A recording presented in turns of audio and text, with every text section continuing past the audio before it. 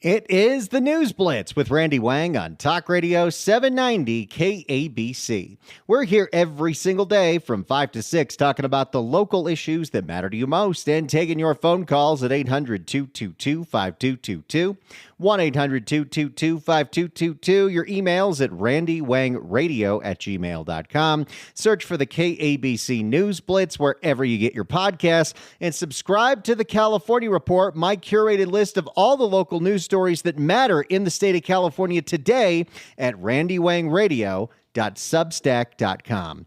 And with that, let's get into today's California Report, starting in Southern California, where a judge has ruled that a lawsuit from the fire victims in the Pacific Palisades can move forward. And who are they suing? They're suing the city of Los Angeles and the state of California. The city of LA and the state of California tried to file a motion to get this case thrown out, but the judge says it can move forward. And that means that this case is about to get into discovery, which means any negligence, any cover-ups like the after-action report, what have you, it's going to be found. There's going to be depositions. There may be accountability. Now, one thing that will not happen is you're not going to see the architects of destruction personally held responsible. Karen Bass isn't going to be personally held responsible. Gavin Newsom will be personally held responsible because of something called qualified immunity, which a lot of activists think that we should end that for all kinds of public service. Notably, they think police should be protected from or shouldn't have qualified immunity protections. But if you want to go that far, politicians should not be protected by qualified immunity. If you could be personally held responsible for the damage that you do to this city, well, that might change who decides to run for office. Now, the other fire, of course, is the Altadena fire, and there's a lot of issues there as well, which includes because so many people still have not been made whole by their insurance company. Rebuilding is difficult, and even the ones that have been paid out because so many were underinsured, they cannot afford to rebuild. The cost of construction is going up higher every single day. So there's a lot of people not really sure what they're going to do. But here we are a year out, and there are still so many people still trying to figure out what they're going to do. And where's the county on this? Where's the state on this? And where's the federal government on this? Everyone should be working together to make sure to protect and help those victims rebuild. And if we're not going to do that, they're just going to sell and they're going to move on. Now, Matthew Seedorf is one of my favorite reporters at Fox 11, and he's been breaking a lot of big stories, including the explosion of sex trafficking and prostitution on Western Avenue near Koreatown in Larchmont. And it has gotten neighbors pretty upset because the city's not doing anything about it. Sometimes the women are walking the streets in the middle of the day and they're wearing clothes that are so scantily clad that the news has to blur them out. Well, they had a community meeting with LAPD and other service providers that try to get women out of that life. And of course, LA City Councilman Hugo Soto Martinez. Yeah, clap that up. Nobody clapped that up for him. And the community wanted to know, what are they doing about this? And they heard a lot of talk of, well, we're organizing with this and we've got a task force for that. And they wanted the simple thing of, can we get LAPD to patrol the area? We know where this is happening, but we're not seeing anything done. And notably, if you watch the whole video, you'll see Matthew Seedorf stick a microphone in Hugo Soto Martinez's face and ask him, do you think we need more police presence in these neighborhoods? And he refuses to answer the question, which should tell you everything that you probably, as a listener to this radio station, already know about Hugo Soto Martinez. Let's criminalize catalytic converters. Let's criminalize copper. Notably, apparently, the rise in sex trafficking and prostitution in those neighborhoods may be because there is a big crackdown going on with the district attorney's office on the Figueroa corridor, which has been notorious for prostitution for years and years and years. And ABC7 has been putting together this incredible deep dive. It's going to air tomorrow night, Saturday night at 10 p.m., but I'm sure they will put the whole thing on their YouTube channel. I hope. I would like that. I don't even have a way to watch this stuff over the air, but if it's on YouTube, I will watch the whole thing because it really gets into how awful of a problem this is, and not just for the neighborhood, but for the women that are usually forced into this life, how difficult it is to actually prosecute this because they need evidence to be able to prosecute the pimps. They need witnesses, which means they need the girls to talk. And in the game, as they call it, you don't snitch, because what happens if they're not put away forever? Well, they'll get out and they'll retaliate. So there's a lot of issues going on there. Now, here's one that's interesting. LA County is suing the developers behind the online kids game Roblox. And they're suing Roblox because Roblox has been notable for a place where kids have been getting coerced by online predators who pretend to be a kid, go and make a profile in there, and then they talk to the kids, convince them to use a different messaging app, and then all of a sudden some horrific exploitation happens. It's awful. Well, the county wants Roblox to be doing more to be policing who is on that platform, who can get one of these profiles. We'll see if anything happens with that. But gosh, it's already so difficult to raise kids. But raising kids in the world of social media and online games, and, one day they can have their whole brain rewired by the things that happen on there. It's got to be pretty scary. This next story is also very scary and a cautionary tale. A woman in Woodland Hills went to sleep and decided that she needed to charge her phone in one of those portable chargers. Well, the portable charger that she had bought from Amazon exploded when she woke up in the morning, lighting her bed on fire, sporing all kinds of chemicals, burning her arm. She ended up going out the balcony and screaming for help, and the firefighters came. They put out the fire. But here's where the caution is. Lithium-ion batteries, which charge so many different things, can be very dangerous. So you have to know who you're buying them from and where you're buying them from. There's a reason that Apple says with all its chargers, please use a trusted charger. Please use one of our approved vendors. And if you go to a retail store like a Best Buy, I'm sure you can find plenty of approved products from reputable retailers. But when you go on Amazon and you decide to buy the cheapest product out there, sometimes it will explode. Not every time, but one time is enough. I think we all know the deal with Amazon. It is very convenient, but sometimes the products are very shoddy. I had my own experience, not specifically with anything that exploded, but when my wife and I were going to Europe. One of the things that you do as a first-time traveler overseas is try to figure out, okay, how are all my devices going to charge? So we ended up getting a voltage converter, one that would work for the UK and the EU because they all have different kinds of plugs. And this one would do all the things. Well, it was from Amazon, and it was shoddy, and it fried things that we would plug into it. So I now have a charger for a toothbrush that is dead, doesn't work anymore. I have a charger for my phone that is dead, doesn't work anymore. We finally realized, okay, this isn't going to work. But again, I had to learn that the kind of hard way. This poor woman had to learn it the really hard way. There are certain things you should not buy on Amazon, and I'm at this point thinking it's any kind of electronics. Even if you see a manufacturer that you like on Amazon, go to the manufacturer's website, buy from them. Because sometimes you think you're buying direct from the manufacturer on Amazon, but you're not. You're buying for some third-party seller, and this is the kind of stuff that happens.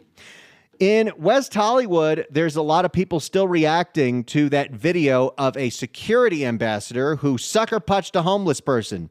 We don't know the backstory behind it, but CBS LA wanted to reach out to one of my favorite sound drops. Ooh, this doesn't look too good. That guy's name is Ethan, and he's the one that witnessed two people beating the crap out of each other while security ambassadors just kind of watched. And what do you know? They caught up with him to see what he thought about this. So that was very entertaining. Now, another story that we still need a lot more follow-up to is the mayor of Arcadia and her connections to the convicted Chinese spy that she was engaged to. CBS LA is doing a little more investigating there, and apparently his plan was to meet somebody, get them to rise into local politics, and then, I guess, slowly influence the levers of government in Arcadia. So, very strange story, but not as strange as this one. We told you a few weeks ago about this crazy woman in Beverly Hills, the one who was putting these mechanics liens on all kinds of expensive properties in Benedict Canyon and Beverly Hills for millions and millions of dollars. And the way people would find out is they go to sell their house. It's like, oh, you have a $20 million lien on your property. Well, she's cuckoo for Cocoa Puffs.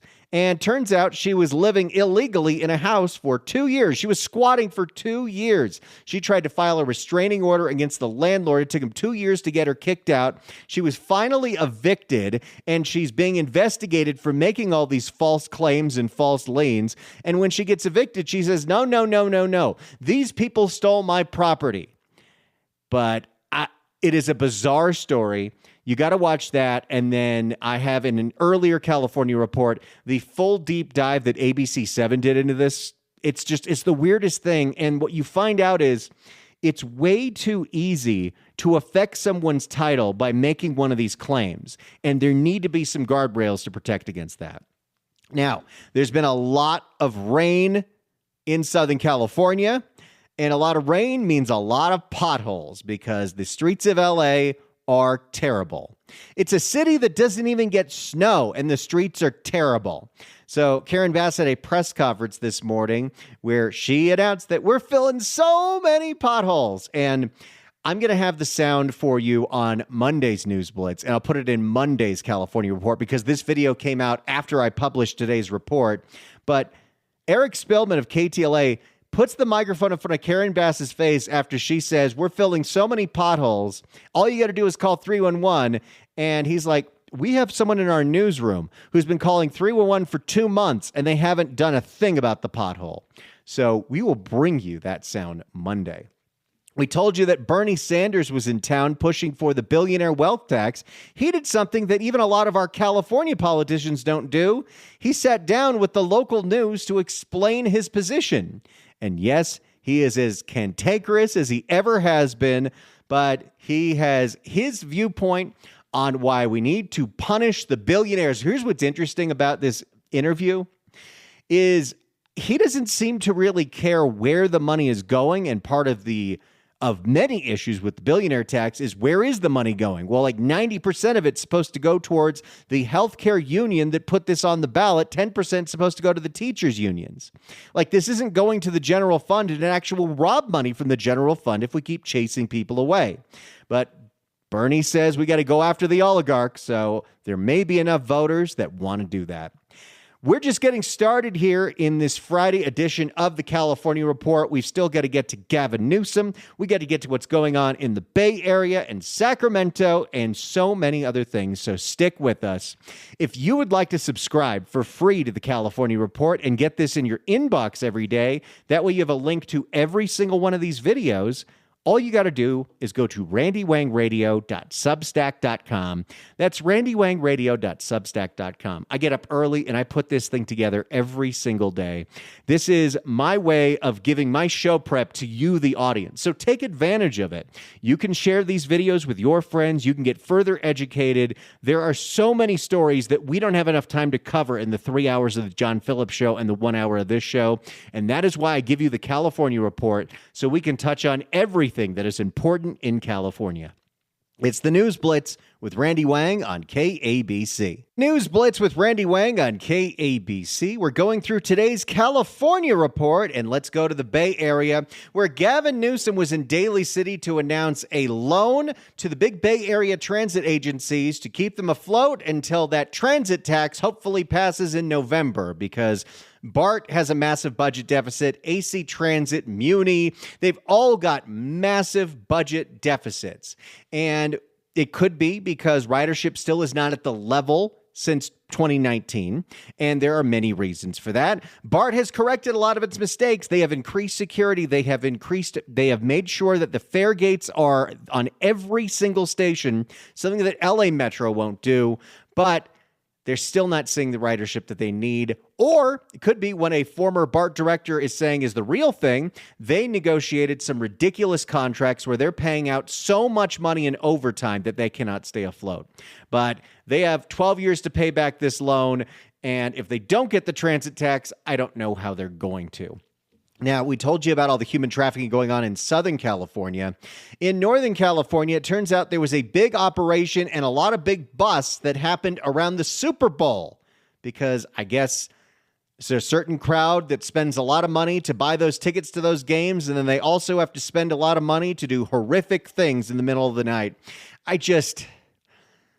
don't know what it is about my gender sometimes, but guys do really gross, awful, stupid things. And maybe all that will be solved when the sex robots come out. We've told you about the scourge of e-bikes that are really terrorizing communities. Well, in Los Gatos, the high school is putting out all kinds of rules, including you have to register your e-bike. So if you do something you're not supposed to, they can punish you by maybe taking it away from you. But hey, it also has a benefit to the e-bikers because they can also help you if it gets stolen.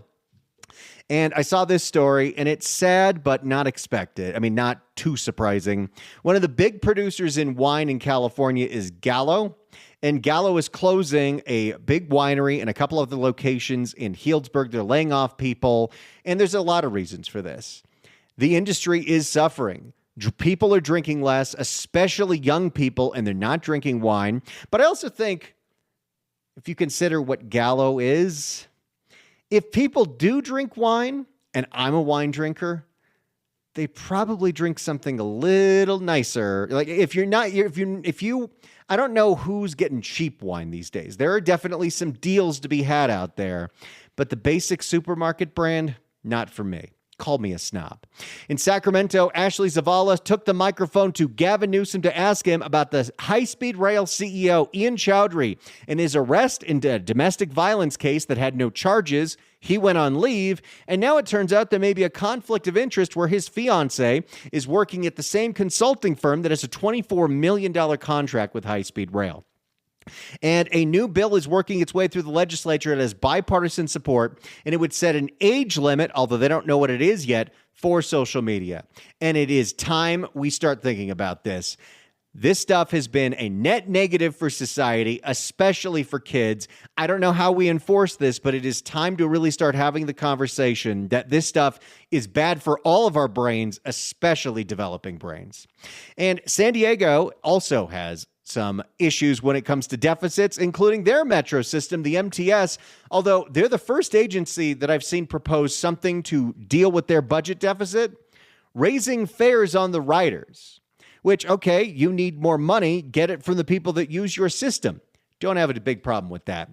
Gavin Newsom was at that big press conference yesterday where he announced that loan to fund public transit, and I had a little fun with him this morning. Gavin Newsom says a certain phrase all the time. We're here mindful in the spirit of what the senator just said. I'm also mindful in the spirit of the opening remarks. And I'm mindful that what matters most is how people feel.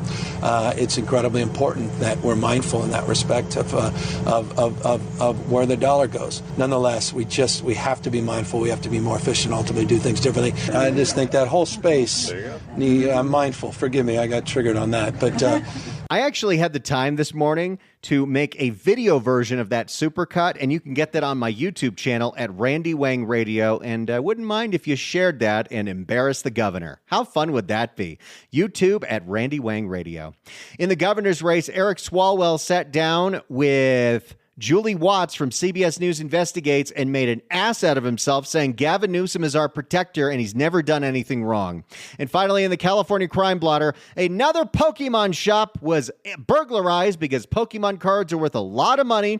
There's copper wire theft going on in San Jose, and a retiree lost $500,000 in his life savings to another pig butchering scam, even though his family told him that's what was going on. That's the California Report. It's the News Blitz with Randy Wang on KABC. It is the News Blitz with Randy Wang on Talk Radio 790 KABC. We're here every single day from 5 to 6 talking about the local issues that matter to you most and taking your phone calls at 800-222-5222, 1-800-222-5222, your emails at randywangradio@gmail.com. Search for the KABC News Blitz wherever you get your podcasts and subscribe to the California Report for free at randywangradio.substack.com.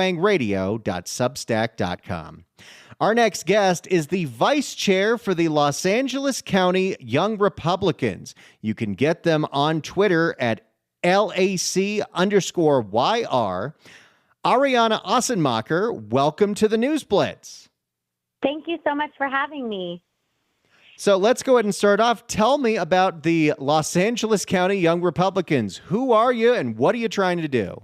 Yeah, definitely. So we are an organization for 18 to 40-year-olds who are looking to connect on a social, political, or professional basis with like-minded individuals across Los Angeles County. And the cool thing about the organization is that we have an LA chapter, we have a chapter in Orange County, we've got 14 chapters statewide with over 700 members. And it's a great organization that brings together people looking to get politically engaged and also just kind of mingle and understand issues at the local, state, and even federal level. Wow.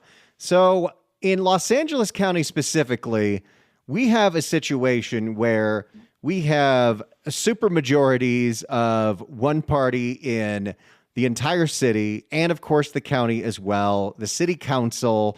We don't see a whole lot of challengers sometimes in these primary races, and we know the turnout is dreadfully low when it comes to registered and eligible voters in LA County. So what are you guys trying to do about that? Yeah, so I think a couple of things that get caught up. Los Angeles, although the city is at such a disparity when it comes to one-party rule, there are 88 other cities across Los Angeles County. And there are actually quite a few conservatives and Republicans who are elected to school board and city council. And so what we do is we build relationships in those cities to help get people elected and to make sure that there are common sense individuals advocating on behalf of their communities.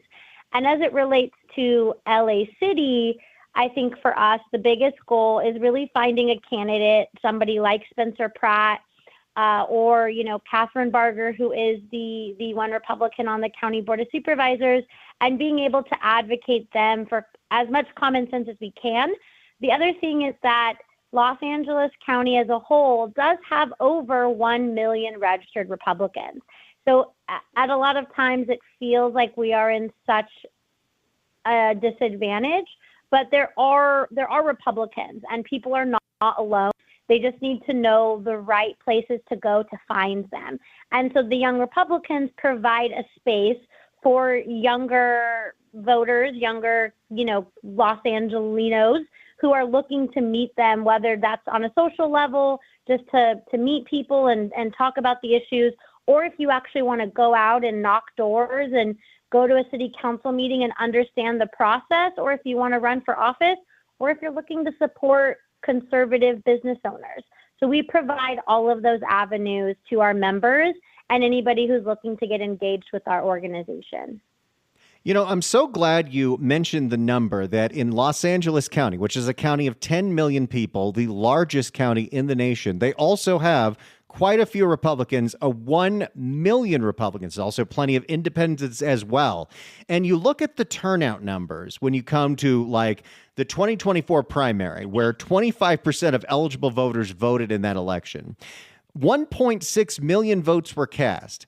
If you got all the Republicans to turn out in LA County, you could see things like Measure HLA not passing, like Measure A not passing, and maybe some more common sense candidates making their way to the general election.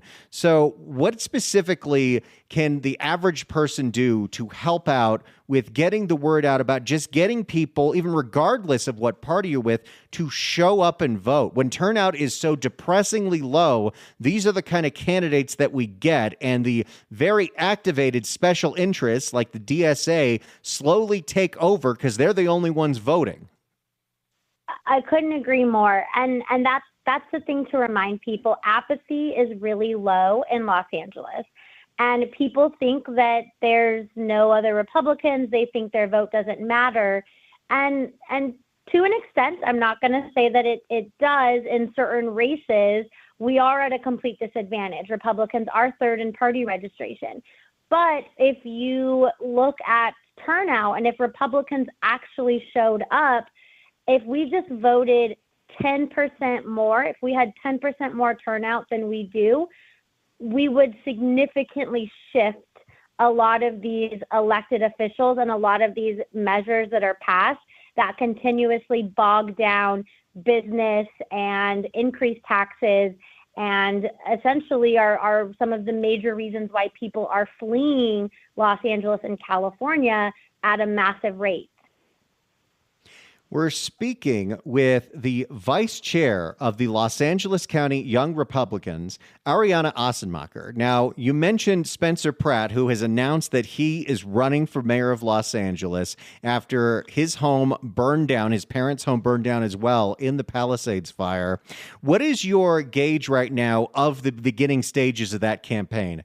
Do you think Spencer Pratt is got enough energy to make it at least to the runoff after June?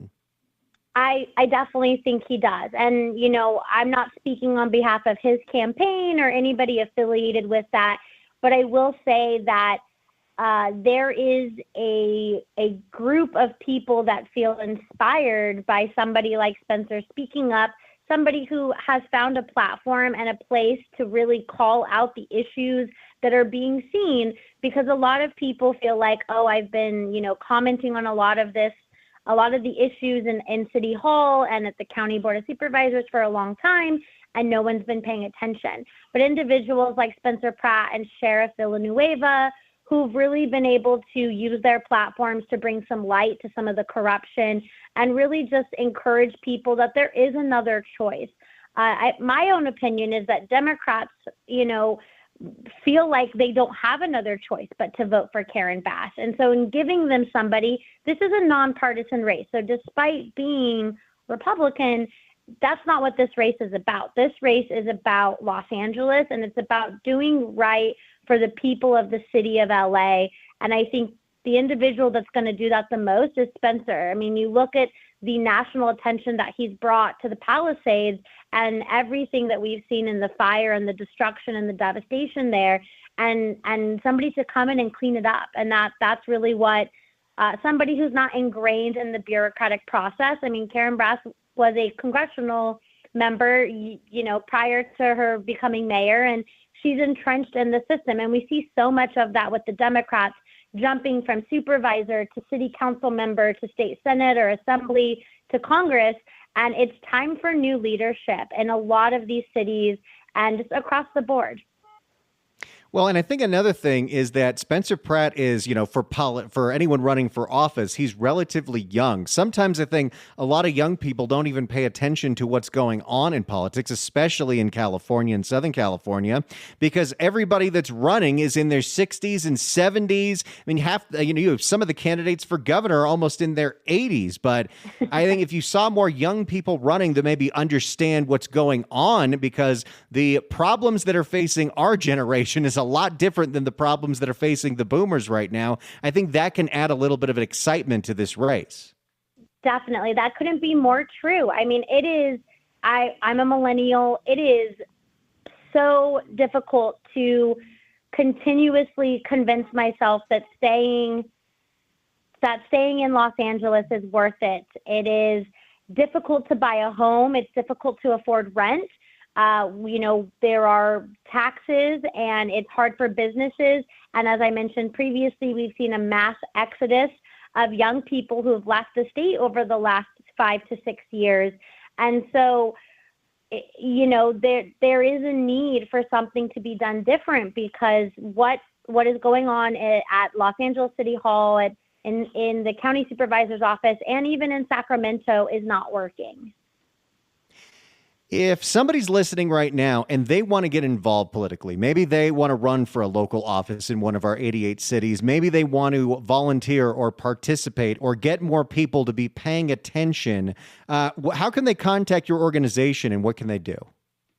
Yes. So social media, again, we are the youth movement is probably the best place to find us. So you mentioned our X account, which is at LAC_YR.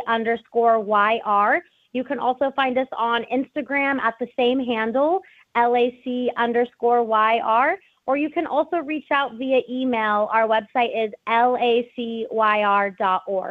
And we actually have an event coming up. We meet the fourth Thursday of every month for a monthly general meeting. Usually it's a happy hour of some sort. It's free to attend, and we encourage people to come out and just meet with our board, meet with our members, and kind of find out what's going on in their local areas. And those events are always posted on our social media and on our website. I'm giving you a follow on Instagram right now. LAC_YR. That's where you can follow the Los Angeles County Young Republicans if you are looking to get involved. And yes, 40 counts as young, so I'm still young. You said 40, so I'm counting it. I did. We take everybody. The more the merrier. Love it. Well, thank you so much for joining us today, Ariana Assenmacher, the vice chair of the Los Angeles County Young Republicans. You can check them out by going to LAC_YR on X or on Instagram. Thank you so much for joining us today. Thank you so much for having me. Have a wonderful rest of your night. It's the News Blitz with Randy Wang on KABC. It's the News Blitz with Randy Wang on KABC. I've already got a request for a new Gavin Newsom video. I put out that supercut of Gavin Newsom saying mindful at yesterday's press conference, and Bunk would like me to now do one where he says meet the moment. He doesn't say that one as much. Honestly, if I had all the time in the world and I'm starting to get better at Adobe Premiere, I would figure out every single presser where he says that African proverb that he got from Tony Robbins and play every single one of them back to back. Wouldn't that be fun? But if you could share this video and embarrass the governor, I'd appreciate it. You can find it on my YouTube channel, which you should subscribe to, youtube.com/@RandyWangRadio. The video is called, How Often Does Gavin Newsom Say Mindful? It's 30 seconds. Watch it and share it with your friends. I've also put it on my Twitter @RandyWangRadio. Also, while you're there, you'll see a bunch of videos of food in Santa Fe, and that's always a good time. All right, I got something nice for you. 790 KABC welcomes Breaking Benjamin at the Honda Center on October 3rd. Tickets are on sale Friday at Ticketmaster.com, but right now, caller number 9 at 1-888-790-5222 gets a pair of tickets to the show. Tickets furnished by Live Nation. Good luck dialing. It's the News Blitz with Randy Wang on KABC. It's the News Blitz with Randy Wang on KABC. There's lots of fun stuff going on this weekend in Southern California, including the Museums Free-for-All. SoCal Museums announced today that this year's Museums Free-for-All, which celebrates free arts and culture in Southern California, is happening this Sunday, the 22nd. From Santa Barbara to Orange County to Palm Springs, cultural institutions welcome audiences to this region-wide tradition, presenting art, design, cultural heritage, film, natural history, science, political history, and more. Free museum days. So if you want to have something fun and educational for free, well, go to a museum. It's free on Sunday. How about this? The Rose Bowl is going to be full of Pokemon. It's the Pokemon Go Tour Kalos edition, which Kalos, I believe that was X and Y, the one that was kind of modeled after France, and then ZA is also about it. The Rose Bowl Stadium will be transformed into Kalos for the weekend as thousands of Poke fans descend upon Pasadena to catch them all, explore themed habitats, encounter regional Pokemon in the wild, including some characters making their Pokemon Go debuts. Connect with other players. New this year is a nighttime celebration Mega Night, which will keep the fun going till 8 o'clock with more gameplay and live entertainment. It costs $30 to attend, but if you or your family are into Pokemon, that sounds like a really fun time. I have been into Pokemon since it first started. In fact, next week is the 30th anniversary of Pokemon Red and Blue and Green. How exciting is that? And Nintendo just announced that Pokemon Fire Red and Leaf Green, the Game Boy Advance games, are going to be on Nintendo Switch Online. So I bought one already. It's coming. I'm going to play that again. I have been a big fan of Pokemon for a very, very, very long time. So that's exciting. I don't play Go anymore, but I did for a while. In fact, I have a picture on my phone of me finding it was a Sandshrew in the KABC studios back in 2016. Hey, look at this. Chinatown's got their 127th annual Golden Dragon Parade. Join one of LA's oldest traditions at the 127th annual Golden Dragon Parade. This colorful procession of lion dancers, dance troupes, music groups, and more will make its way through Chinatown, kicking off at Hill Street at Temple, traveling toward Bernard, and then right onto Broadway, then back to Broadway and Temple. The parade coincides with the free Lunar New Year Festival in the Central Plaza as well. If you have a chance, check out Scoop, some of the best artisan ice cream out there in the area. And the Port of Los Angeles has their Lunar New Year celebration on February 21st. Ring in the Year of the Horse as crafted on Saturday for the 12th annual Port of Los Angeles Lunar New Year celebration. This event includes a petting zoo, a wishing well, in addition to food trucks, performances, and family-friendly activities. That free event at the Port of LA begins at 3 p.m. And those are just some of the fun things that you can do in this weekend. Assuming it doesn't rain the entire time, let's see. I have avoided all of this awful rain because I have been in Santa Fe. Oh, it's actually looking like there's not going to be any more rain next week. Oh, that's great. How exciting is that? All these horrible storms are finally over.